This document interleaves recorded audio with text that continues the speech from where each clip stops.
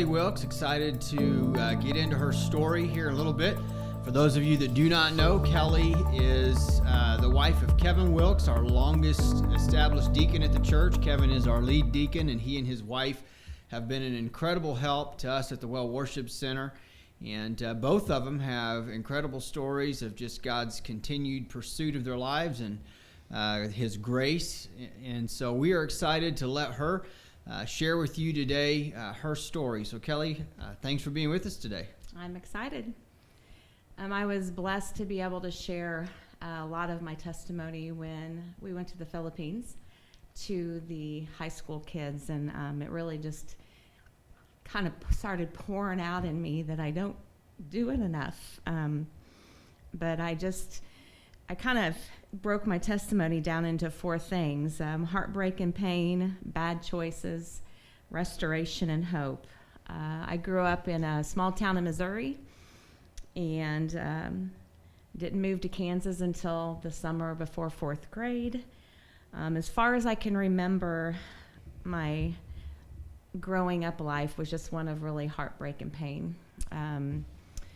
My dad was a very angry man who then obviously became married and with family, and so kind of just took it out a lot on his family. There was a lot of abuse, infidelity and physical abuse, mental abuse.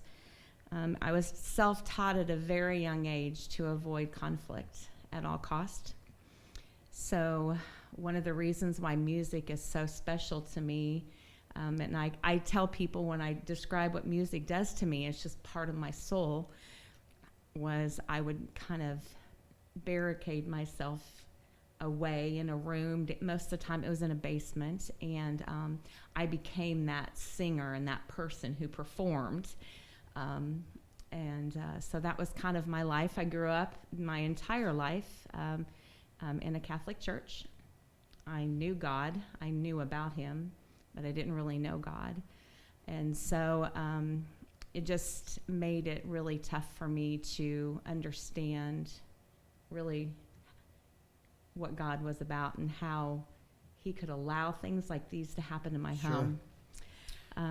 So your parents, your father, your mother, were they both church attenders? Yes.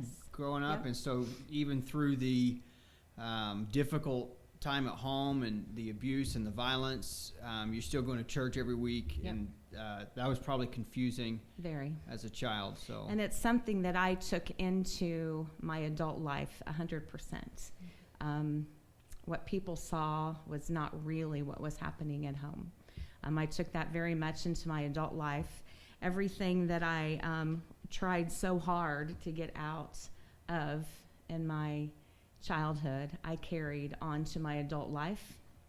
And most of it was bad choices. I don't blame my parents for any of it.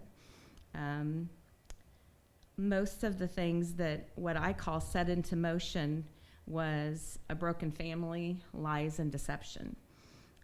Deception of myself. It was not only to people, but it was more to myself. You know, you can convince yourself of something, and then you start to believe it. And everything that I tried so hard to get away from, I took, because that's where sin takes you. Sin, it just takes you.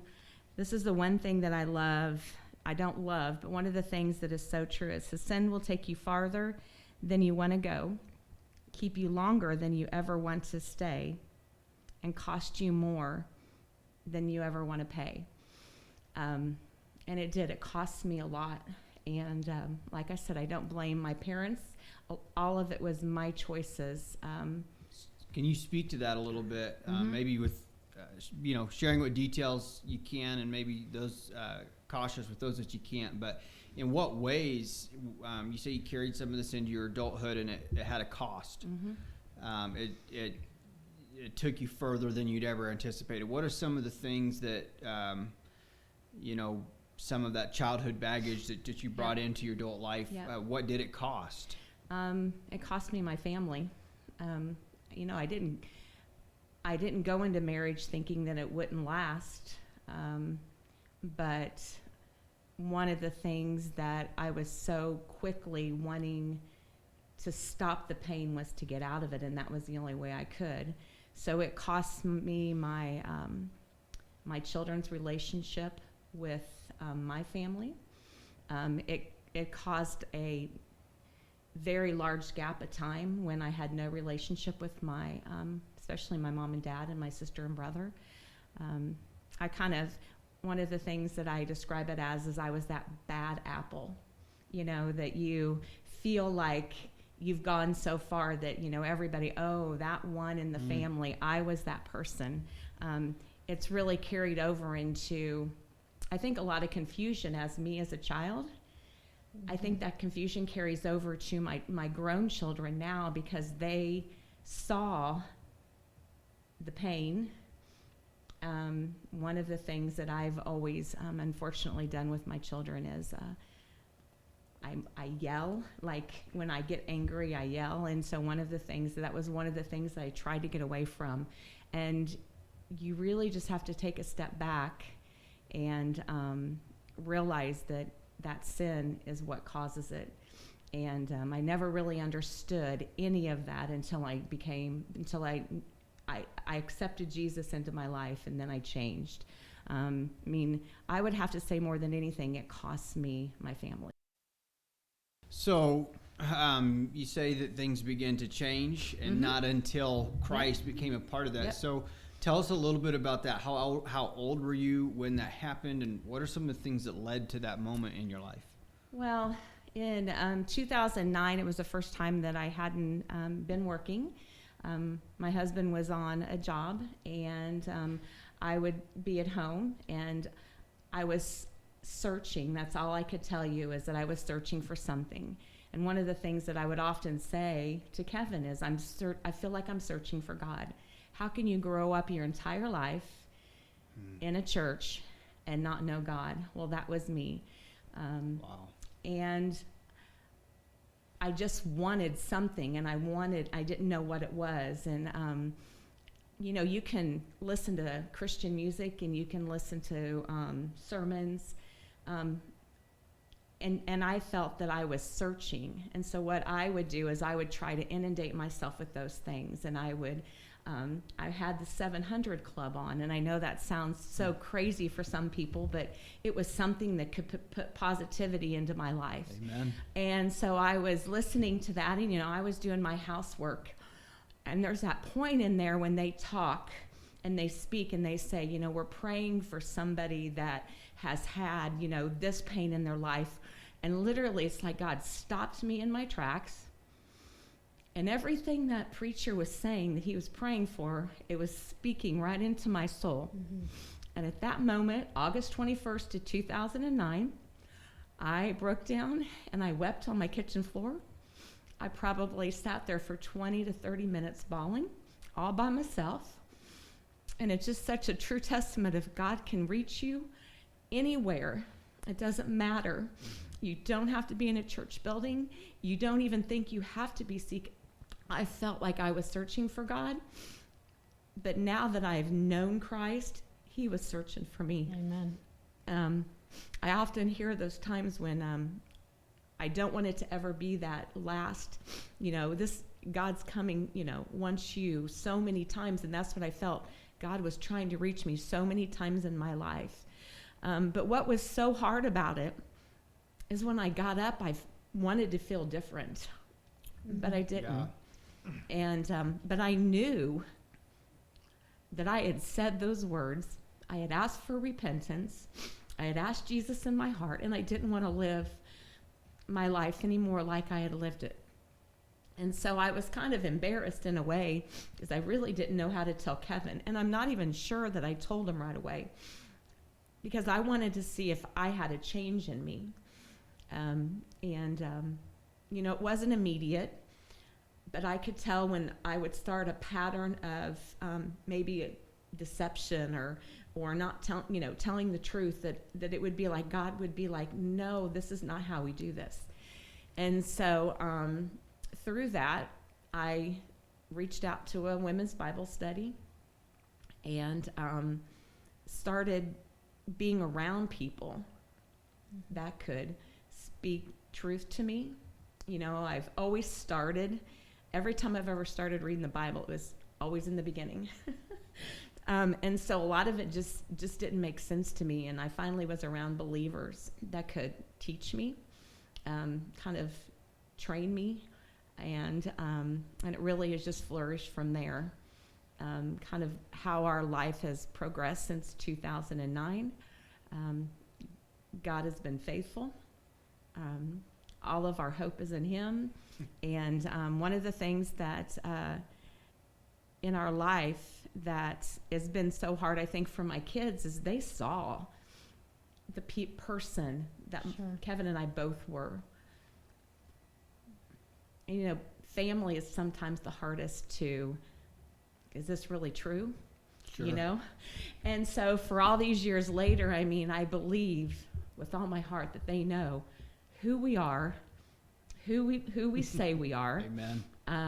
And that Jesus is our Lord. So all of the hope that we have is just truly in him. One of the things that Kevin and I often say to each other is, you either believe God or you don't. And that is something that we speak truth to each other every day of our lives. Because, it's kind of like waking up new every day. We can't go off of the things that we, the reading of his word, the praying. That was yesterday. Today is just a whole new day, and we just have to just continue to live our lives at what we can. Amen. You get any questions for Kelly? No, it's just amazing how God just uses it all. And Yep, he does. Brings us right where we need to be and keeps pursuing us. So, Yeah. so thankful. There's so many stories in my life, even recently as I've been saved, of you think that you're solid and no fear, and you're not going to be shaken by anything that happens, and something happens. And I just want to share with people that that's part of the Christian life. I remember probably being in one of the best spiritual places that I've been when my heart went into AFib. And there was at first it was like a disbelief, that nothing, it couldn't be my heart. And then that fear set in. And then the condemnation of me saying, well, how can I fear? Because my hope isn't here. But God so much used that in my life to say, it's okay. That's when you draw into me so much closer. And he really has done that in every situation in my life. So, Amen. I've got a couple of things that I think would be interesting just to hear. Your husband has an incredible testimony. Yes, Maybe one of does. these times we'll have him on as well. yes. And so, can you speak to how God used you? Because obviously you got right with the Lord first, gave your heart to the Lord, got connected with women's ministry, and it's actually how you ended up connected with us. Tell us a little bit about how God used that to reach your husband, and then I have some follow-up questions about your guys' ministry. Yep, absolutely. Well, through the many years, Kevin and I talked about finding a church that we could be a part of. I grew up Catholic, so obviously we knew we had decided we weren't going to follow the Catholic religion, and so we had talked about finding a church that we could both grow in. Well, he was still a little bit, maybe if you want to say rebellious and not ready to go back into the setting of a church. Well, when I started going to the women's ministry, I decided I was going to take that leap of faith and try a service. Well, not that the well is, it's much different than the Catholic Church. And so I had a couple women tell me, they sing and they sing loud and they'll raise their hands and praise. And I'm like, but that is great because, music is what I love, So they were a little bit worried about me coming into something probably drastic as that. But so I started going to church and instantly just fell in love with the teaching, the music, just felt so connected. And every time I left, I just felt like I met with God. So then I had said, well, Kevin, why don't you come with me? And well, then he decided that he just wasn't ready. And so I would invite him to church every Sunday morning, Sunday night, Wednesday, and he didn't. Well, was kind of angry at this point, and I just said, well, I just wanted to let you know I'm getting baptized. And so he said, okay. So he came, and he does have quite a testimony. Jacob Berry was preaching that night at the well, and he had a lot of women come up to him and say, you know, we're praying for you, and he just wasn't really interested. He was there to see me get baptized, and that was it. So unbeknownst to me, Jacob was preaching on, have you ever really, truly followed me, you know, picking up your cross and followed me? And it truly spoke to him. Another testimony of, you don't have to go to an altar. Right. God saved him, unbeknownst to me, unbeknownst to anybody, literally saved him in his seat. Amen. And obviously life-changing after that. So, That's and awesome. it's been, and that was in, it'll be 2010, a couple days. So I'm very thankful for that, almost 10 years now. Now, since that time, God has called you and your husband into ministry at the church, and you guys do about as much work as anybody that I've ever seen, volunteering and just serving in the capacity of being deacons. One of the questions that I'd like to hear you speak to, and here's the reason why. As a pastor, I tell people, you know, there's a need for ministry. There's a need to use your gift. Just last night, I was talking with somebody that I have an inkling that God's calling them into pastoring. And this person was sharing with me their heart, right? And so they're telling me all these dreams and this desire to help people and to encourage people. And a lot of the things that he was sharing with me were very pastor-minded things. And so I just asked him straight out. I said, do you ever feel maybe called into the ministry of pastoring? And this is what he told me. He said with almost no hesitation, he said, yes, but brother, my problem is, and I'm going to kind of exaggerate to make a point, but basically he said, my problem is our home isn't perfect. And his picture of what a marriage should look like, what a family should look like, what life should look like in order to be used in ministry. And the picture was so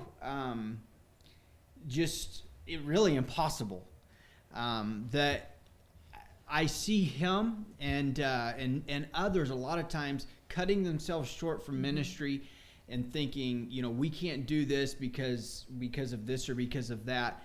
And I've watched God use you and Kevin in such a capacity. I tell people this a lot, that your husband's one of the greatest deacons I've ever known, ever met, ever heard of anywhere. Amen. And you guys are terrific people. Tell me a little bit about, just from your perspective, when you very first kind of took that role of serving in this capacity in our church.